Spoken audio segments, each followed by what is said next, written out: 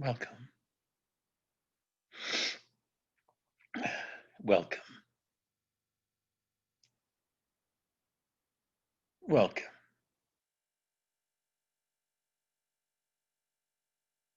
I love you all. I'm so glad you came.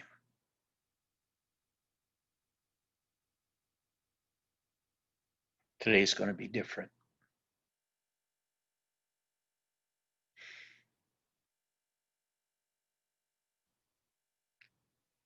For the last 10 years,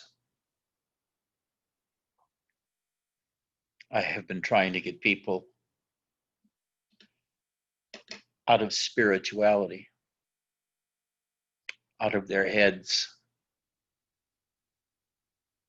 into bliss, the energies, realization of the manifest self, God realization, and the experiences associated with that. Because so much of spirituality is dedicated to deadness, to non-existence.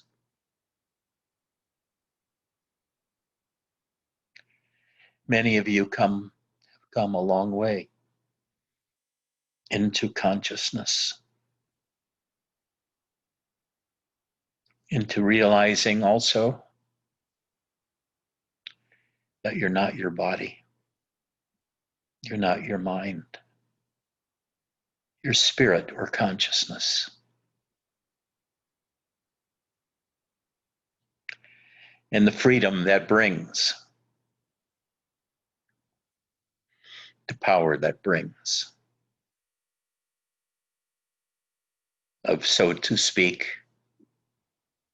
dancing with God on a daily basis.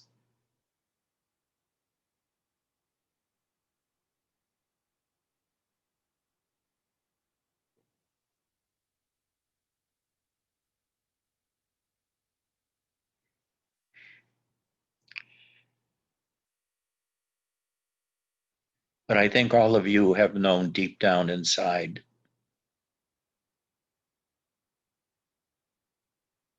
that there was an element missing from the spirituality I was teaching.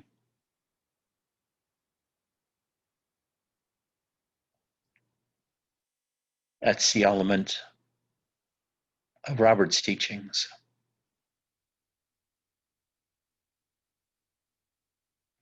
Very strange.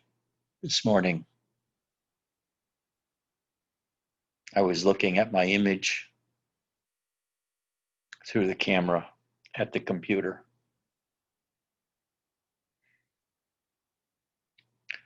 And I looked into my own eyes and I saw Robert.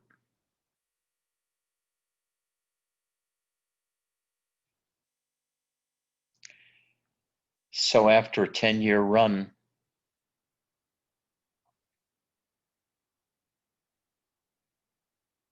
on promoting consciousness only, the joy of consciousness, the rapture of consciousness,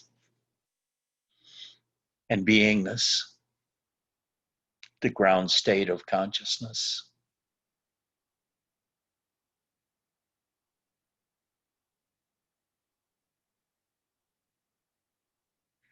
I want you to turn for a bit, at least to the concept of the you that is not consciousness.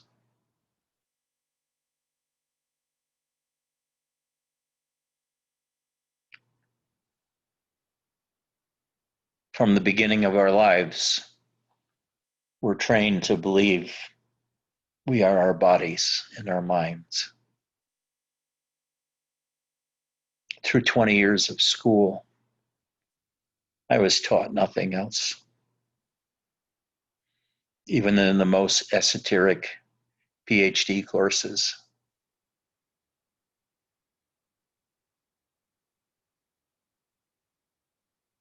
It was all about what was going on in the world. or myself, what ran the world, and myself as a person. Only physics, theoretical physicists seem to talk beyond the world of experience. And they tended to be a miserable lot.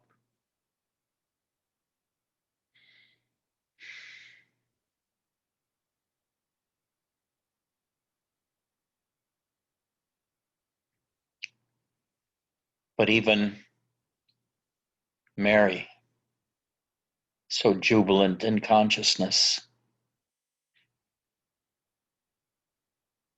and Mark, so jubilant in consciousness, the I amness, in beingness, and the bliss of beingness,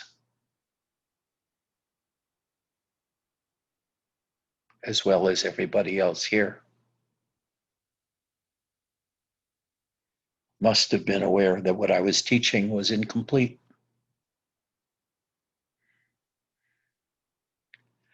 I saw my mission as bringing joy into people's lives, their human lives,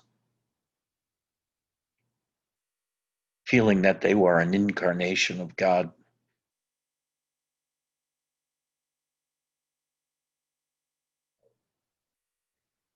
To escape the ridiculous spirituality that passes as spirituality today. From Neo-Advaita, which is all talk and words and concepts,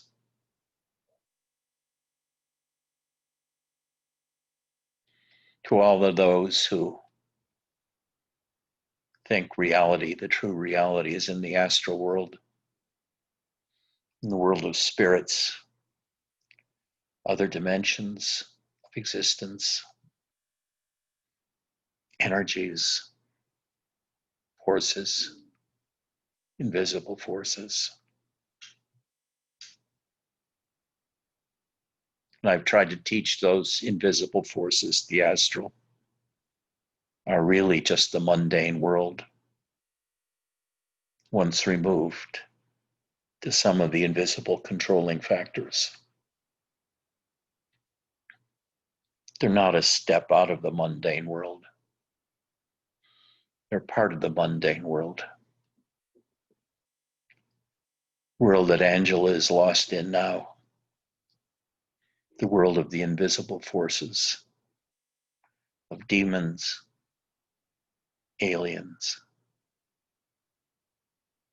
I remember Dia used to speak of this world as I spoke with her and sat with her, of the things she saw, the places she was, and I saw none of it. She would say, "There's a demon over there in that chair." Of course, I saw no demon.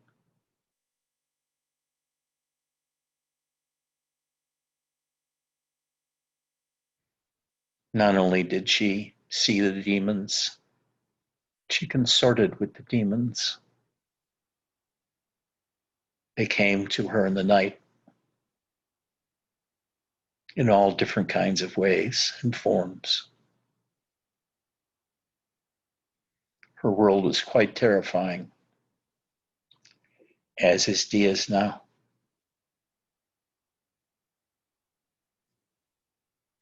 I was fascinated with all the dimensions that Dia saw.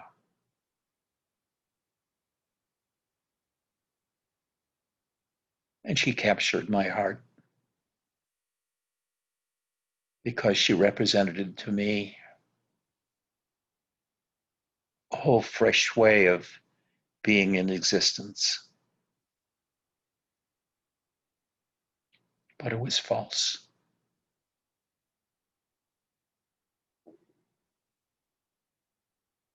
Her way and the way that Angela is trapped now. The world of demons, dimensions, predation, energies, witches, psychics.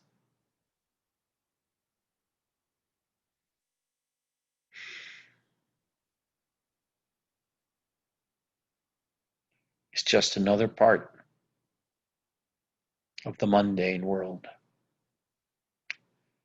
that once you get out of your head and into your body, disappears.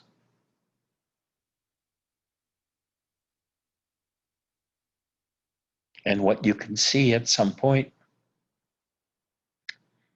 if love comes into your life, an explosion of energies in you and of bliss, of a deepest love, devotion, giving way to realization of the manifest self as a whole, and of God inside that manifest world, pumping all of his energy into it and making it go. And knowing that you are that, you are a sliver of God in this physical body. We have all of us, I'm sure, have helped rescue people from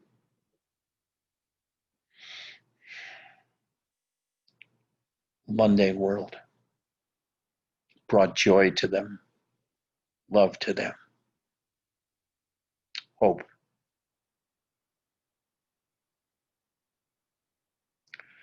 But I want to tell you a story. Many have heard this before. But in 1995, I had two awakenings. The first one was my awakening in the shower. When I was taking the shower, turn my mind inwards to feel that person that felt the warm drops of water on my shoulders and back. And in that moment, I dropped totally through myself and disappeared. There was only oneness, no mind, no self, no presence. It was such a radically new experience.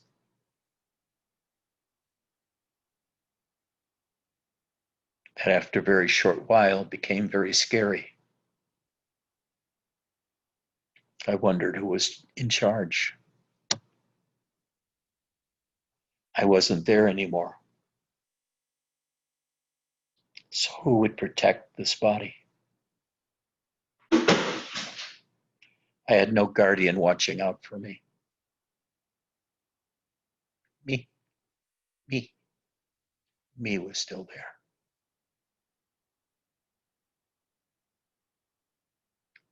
The state lasted about 6 months. But about 2 weeks, a week or two, after that first experience, I had a second one.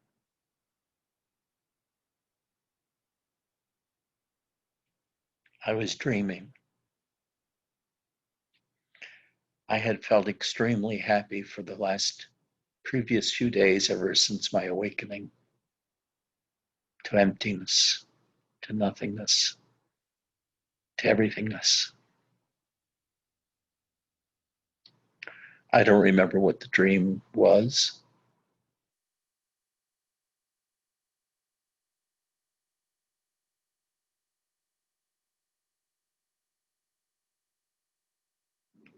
But I saw the coming of awakening mind to me. In my dream, I saw it approach. It was like a cloud.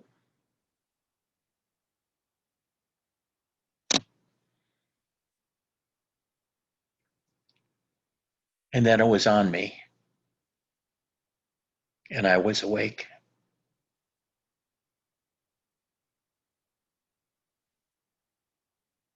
And my discovery was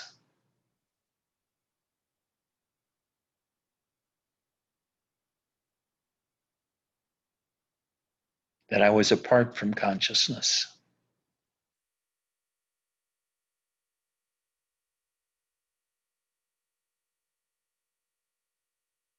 Consciousness came to me like a cloud,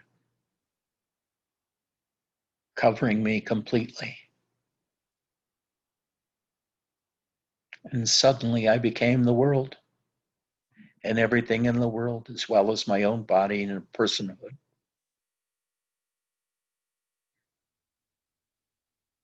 I was availed of the existence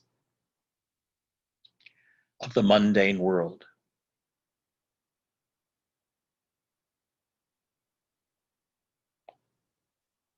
But I also saw quite clearly at that time that all three states came to me in the same fashion: the waking state, the sleep state,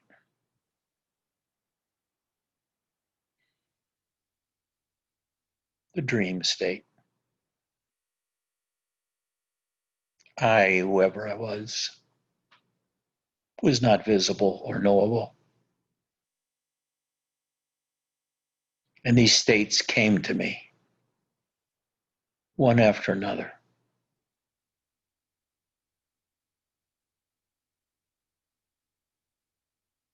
And sleep is a state. You're aware during sleep.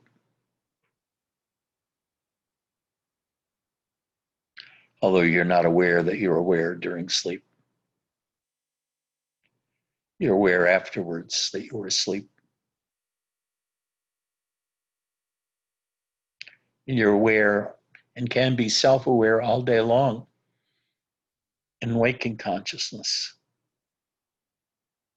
And you also become an event in the dream state. You become a player there.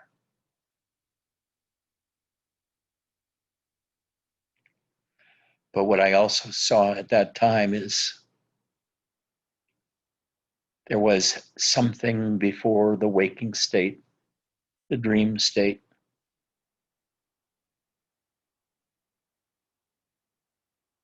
and the sleep state that this movie kept coming to and taking me over and filling me full all of the activity of my own body, mind, humanity, and the world. It was like a huge four-dimensional movie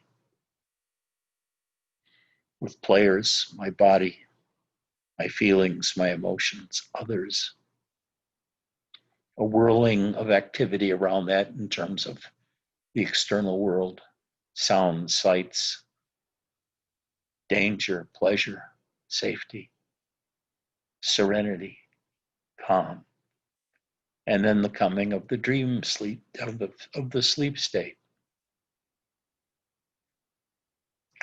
I also saw that even now that I speak about this, that all states, all such three states are simultaneously present. It's just that they rotate as to who dominates at any one time. When the sleep state comes, The waking state is still there in a way, but it moves out of the way and not as the focus.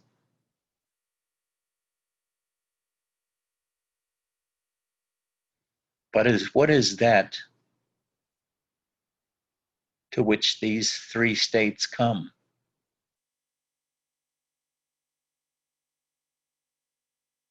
I don't know. Any quality I mentioned is that which is derived from the waking state. All the concepts, all the words apply to existence and the world, and the body, and myself in the waking state.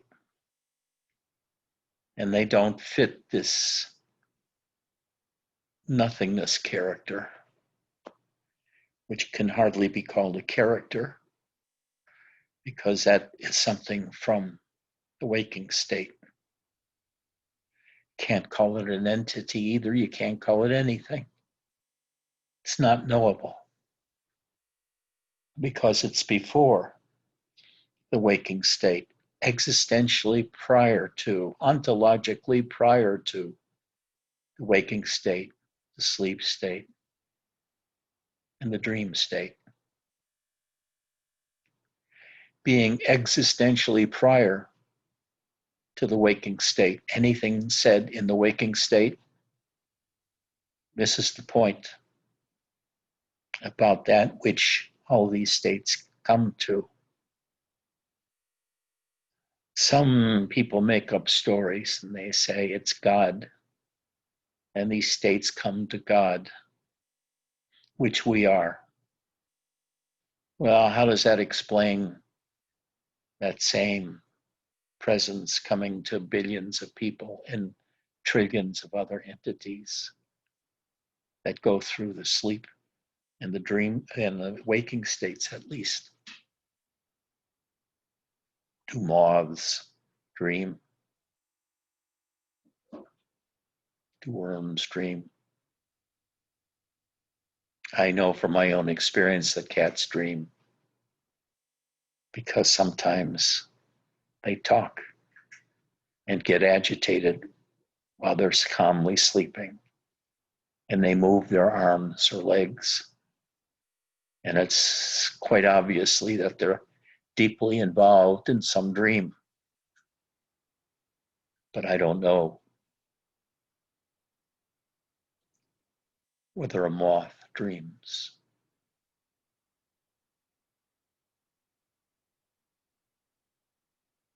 But I do know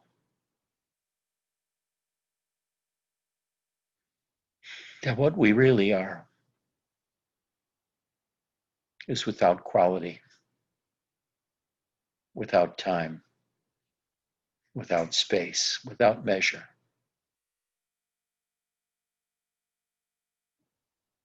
And the three states come to it, me, even though the identification isn't there for me. It's like it's a mechanical process with no personal involvement.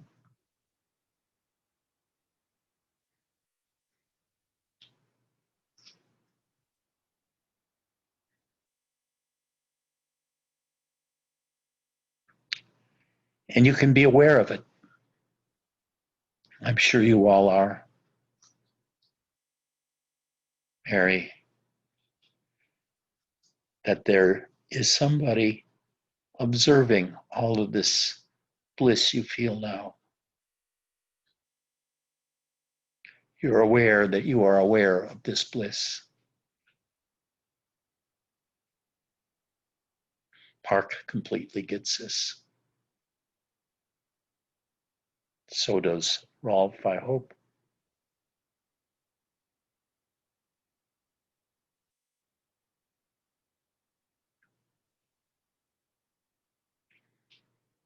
But this leads to the understanding that nothing in consciousness is real. It's a movie added to nothingness, with a lot of movie characters, movie situations, movie special effects.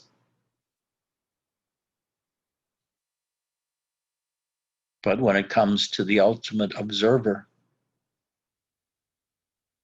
of all this, it's just consciousness playing with itself, so to speak. And I'm watching. And when I make an identification with my body, my mind, my consciousness, it activates one of those dream creatures from consciousness to become alive, so to speak, with self-awareness and the presence by which he can speak or she can speak about his or her environment and all the other things that take place in this environment. We identify with one of the playthings in consciousness as consciousness is off playing with itself. I, who am the ultimate observer, have nothing to do with this. At this moment, it is the absolute that is talking to you. You still identify yourselves as people or as consciousness. But whatever I say, I don't want it to take away your bliss state.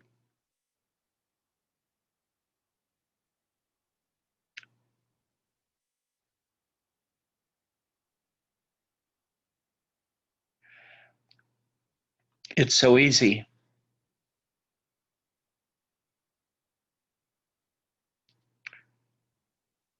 as, well, actually it's difficult, but Mary now is having, and so is Mark, as they stated,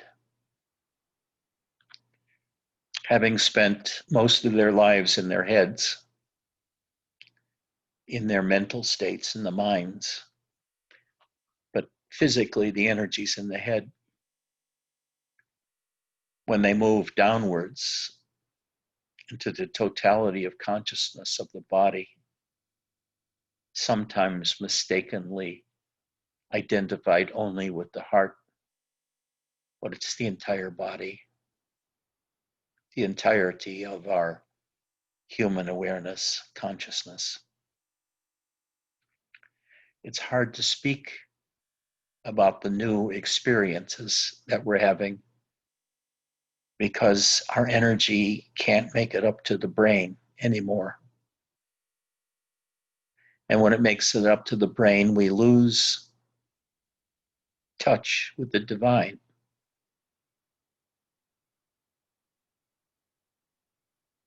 So the whole practice at this point is to integrate the two. That's what I'm trying to teach Mary, Mark, Rolf, and all of the energy bunnies that we have out there who are realizing the bliss of consciousness. That in order to help others and be a successful teacher, you have to be able to describe your own bliss and what you experience in the non-mental part of your human existence. The totality of the human consciousness. And this requires learning how to articulate what you're experiencing in the divine. And it's hard because none of the words that you use have originated in the divine. They've all originated in the mundane world and describe things of the mundane world and qualities and activities of the mundane world. But of the divine world,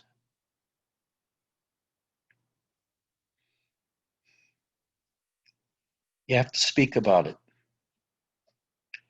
But if you can't speak about it using words, how do you do it? Well, you make up analogies. It's like being in the empty dome of the sky. It's security and comfort, like walking with your mother, holding your hand as if you were a 3-year-old toddler down the street,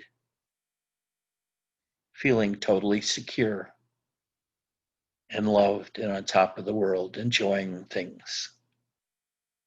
You make up analogies, you make up metaphors, you tell stories to get the point across of what it's like to live in your world of the divine,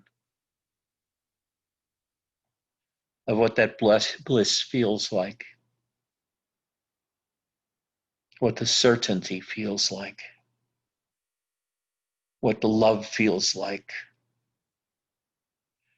And you read Rumi and speak it to other people so they get a beginning feel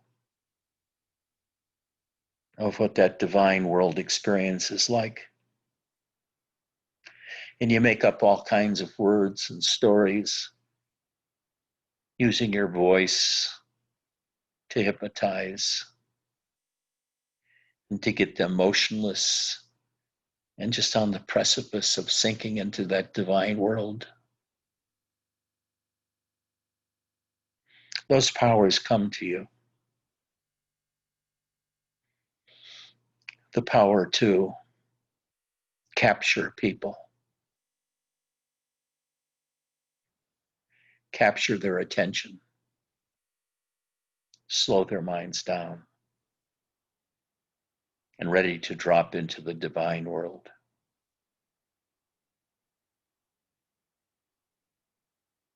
But with that power comes a lot of responsibility. You're there to teach, not to use people or students,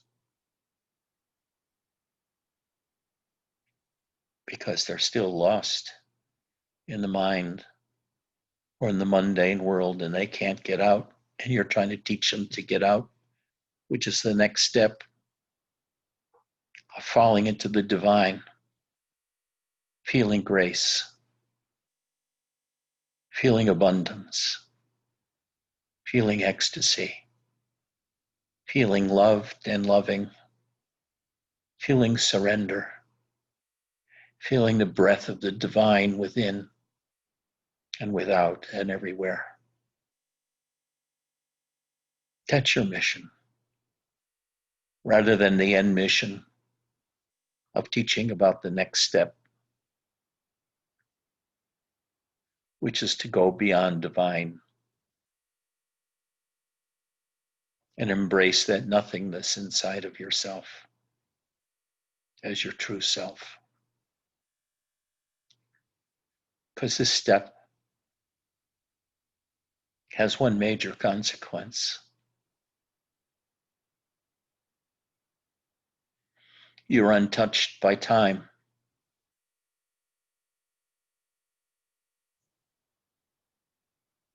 This witness does not die.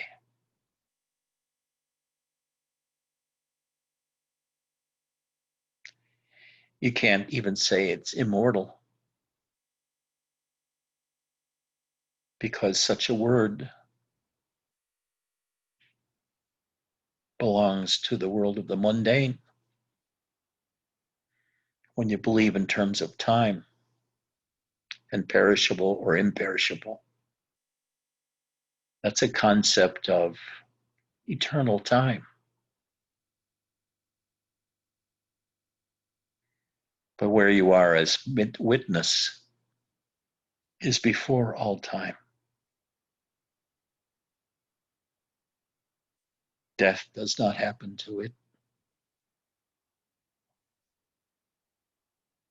It happens to a movie character in consciousness, which you've identified with.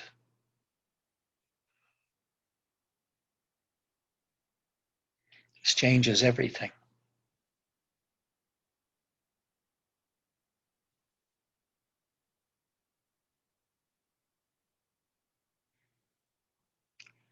In a sense, you're released from all the pains and suffering of consciousness, but also all of its joys, which you see are just a game consciousness is playing with itself. But I'm also saying at the same time,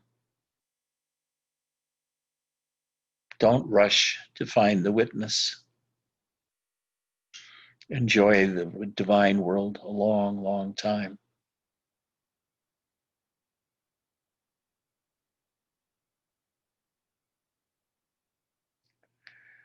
But in me,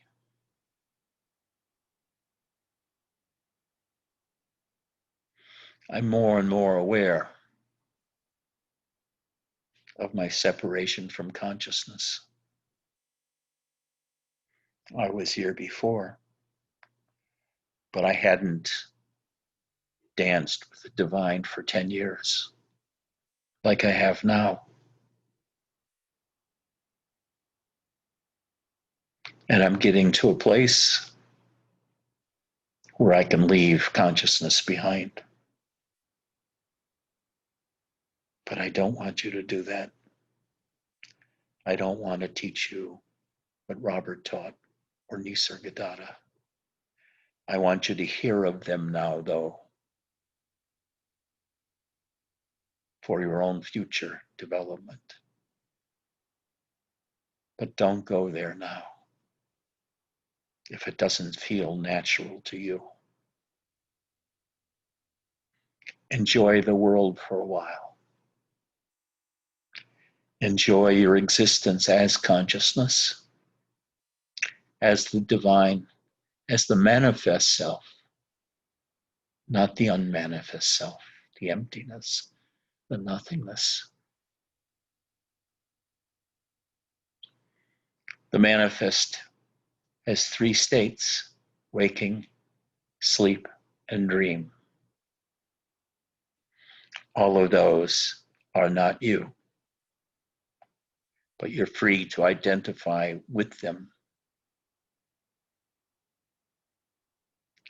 And I encourage you to identify with them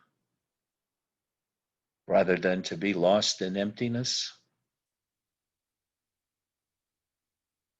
or to prematurely go to the absolute before you fully enjoyed the experience and identification with the divine within your conscious experience.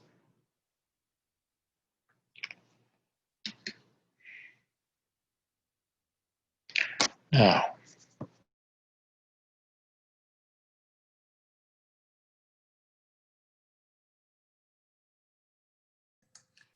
No sound, Ed.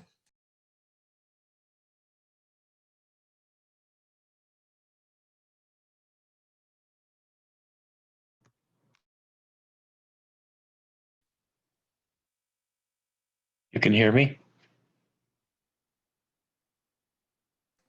Yep. Did anybody hear the last 30 minutes I was talking? Okay. Yes.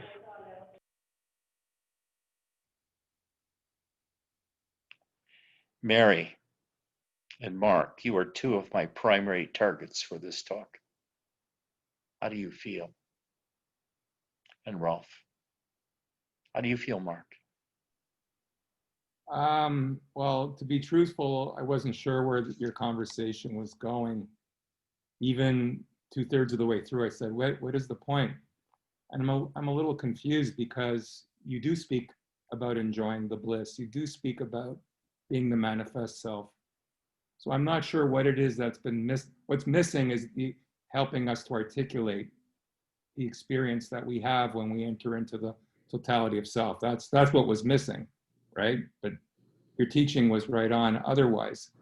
So I don't have your ability to quickly formulate words to express, very subtle or rarefied states or whatever. I don't have that ability, but what I can do is take notes. And over time, I can, the way Mary takes, writes and then later reads what she's written, I do much better that way, doing it over time than right in the moment. Like I don't, my brain doesn't work that quickly. It works over time when it comes to articulating those kind of things. So yeah, I can see myself doing that. I've done it before. And my experience of beingness is total, but my ability to communicate it is somewhat hampered, in part because I have a cognitive deficit, which I was born with. And my brain just kind of either races ahead or it goes really slow, but being down the middle is where I struggle. So yeah, I like what you said. It was very helpful. It's giving me direction. Mary?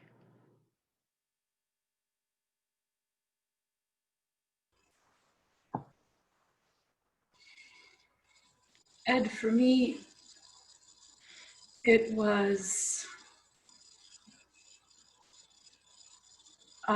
unbelievable. I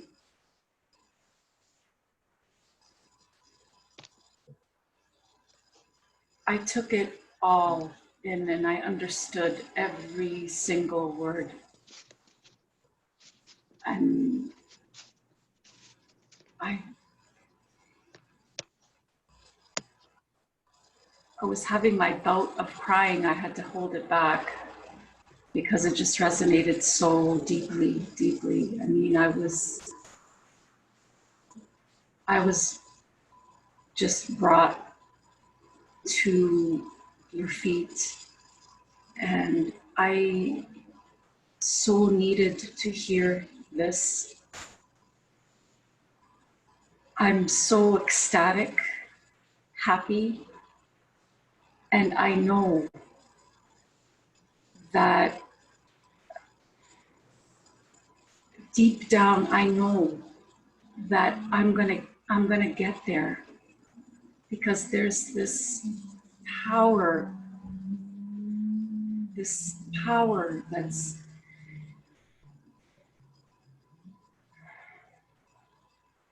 it's gonna take me there.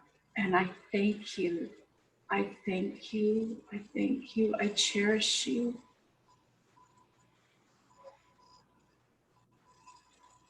I cherish you too. I cherish you, Ed. You have no idea. Sure I do. And I've been there. I know what it's like on your side. I've been there. And the words are gonna come. Because it can't be contained. Just can't be contained. So it's gonna come.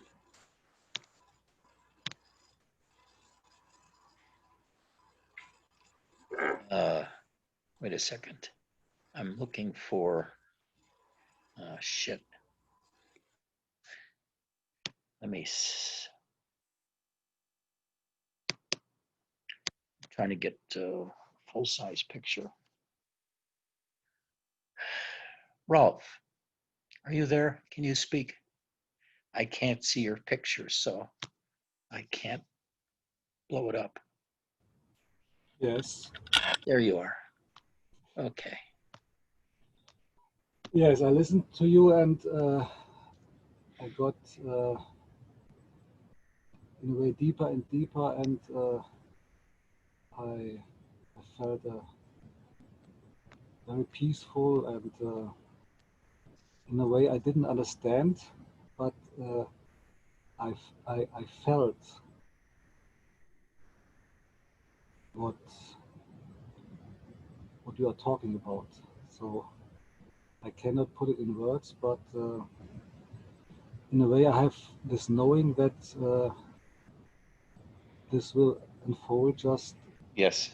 in the Go right ahead. speed, and I have not even the intention to accelerate anything. So this will just, yes, I have this deep trust that yes, I will go wherever it will lead me, and yes, so Okay. that's it. All right. Where? There's Stevie. What did you get?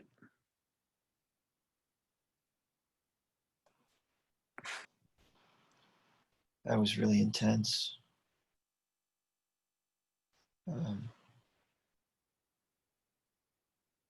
I totally felt like I collapsed or something into myself. I was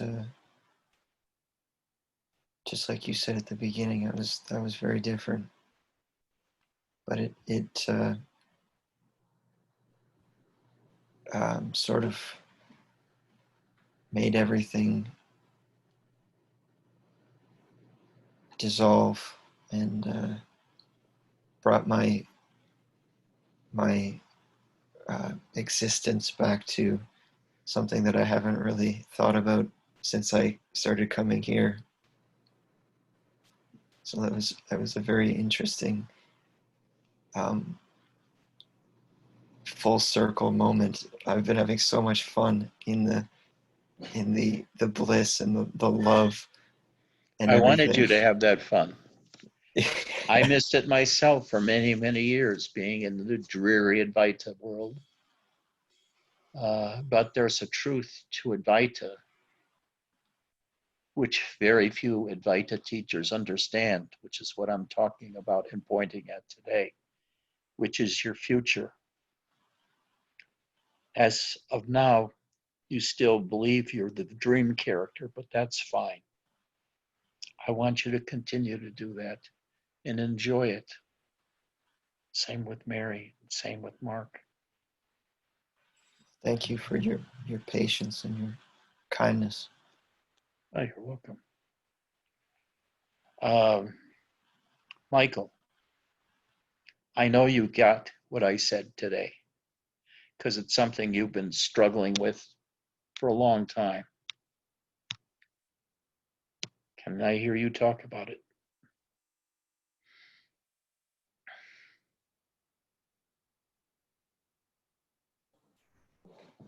No. Okay. No, I like the yana. I always like when you bring the yana back. It hasn't been missing for 10 years. You just, lately, like last year or two. But I say, yeah, bring it back and balance. It really, it's really nice to just fall into that piece. But yeah, you should bring more of the yana back. So not everyone's just blissed out totally. Cassie.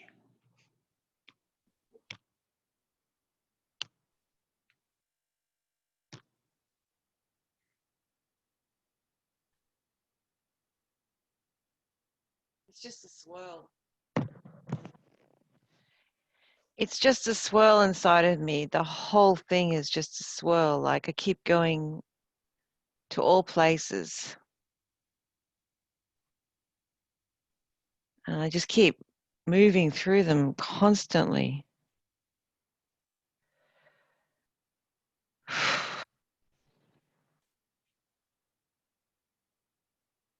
Okay. We'll wait until you have something to say other than that. Okay. Max, you understood all of this. Let me have but you haven't experienced all of it. Well, the first part, I disappeared. I came back and disappeared, as I often do. And then when I came back, you were talking about not following Robert's teaching and going into bliss and the world and all kinds of stuff like that. So yeah, I think it's good to have Robert's experience and live in the world at peace.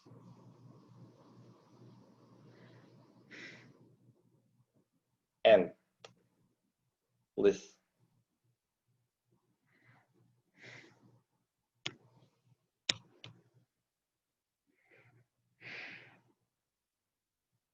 Nicholas.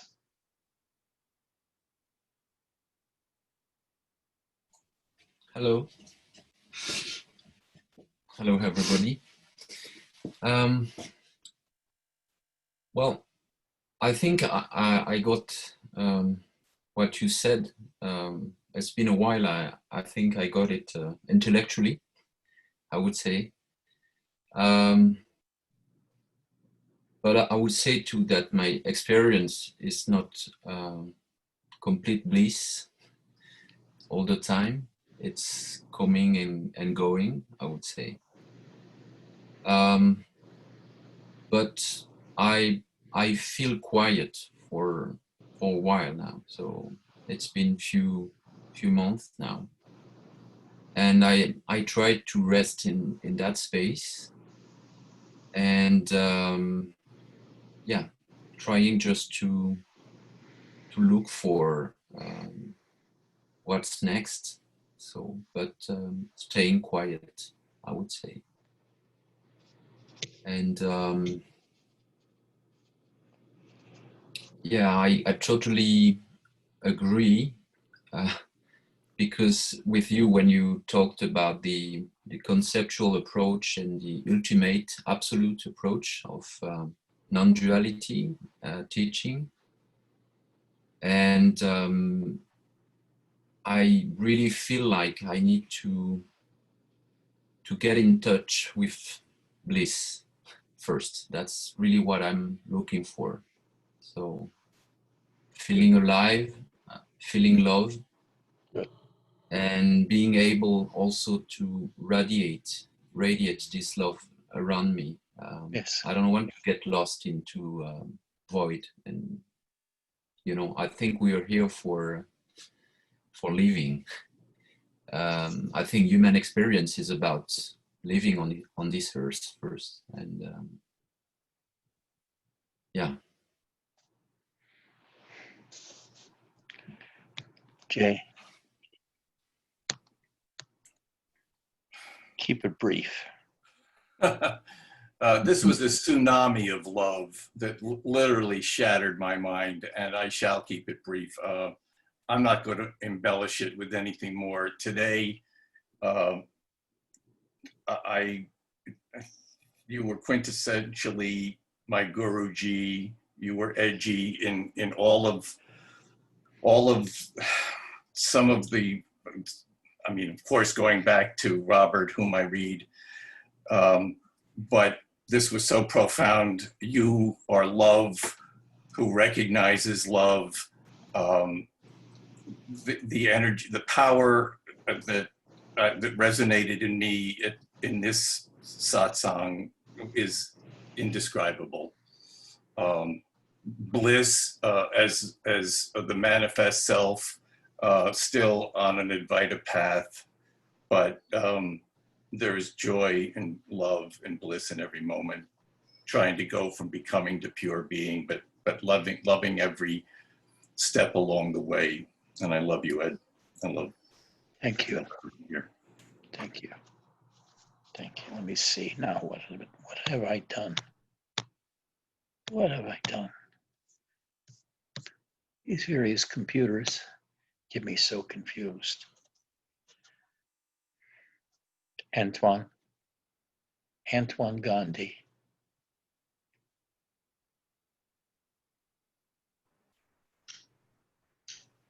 Hi, everyone.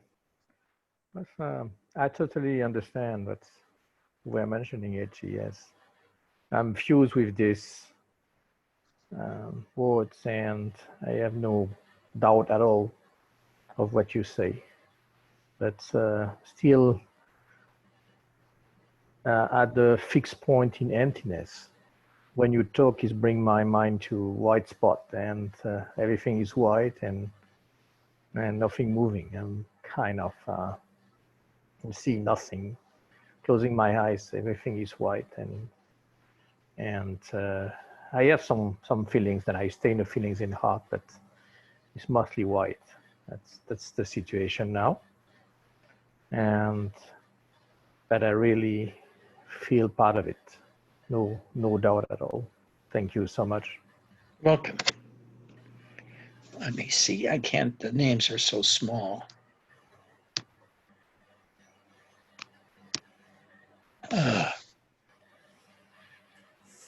Shit.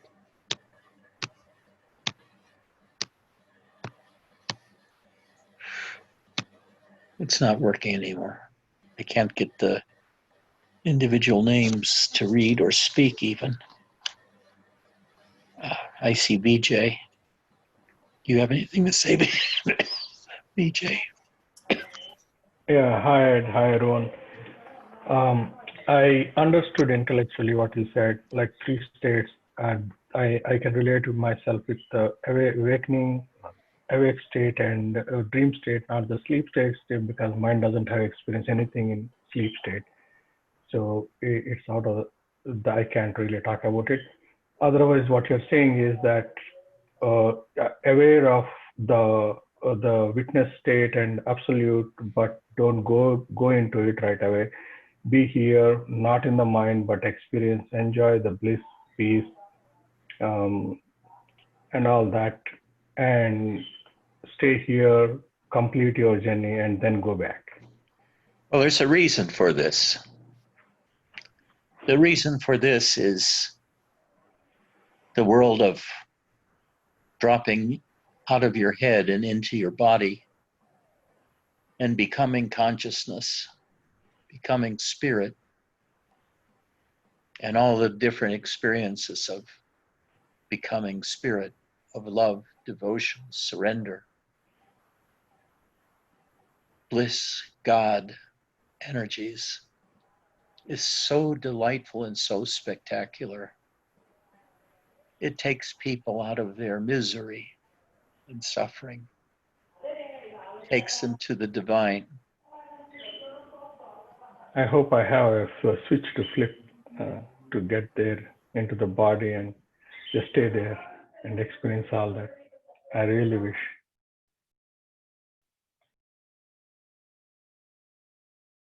You have muted, Ed.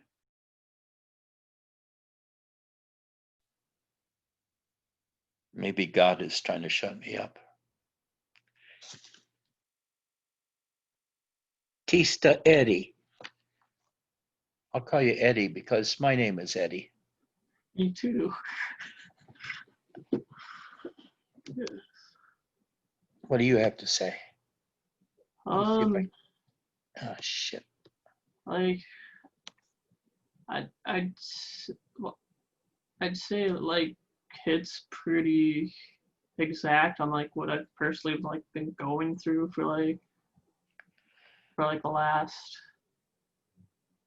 like I don't know, like my whole life, like well, because I came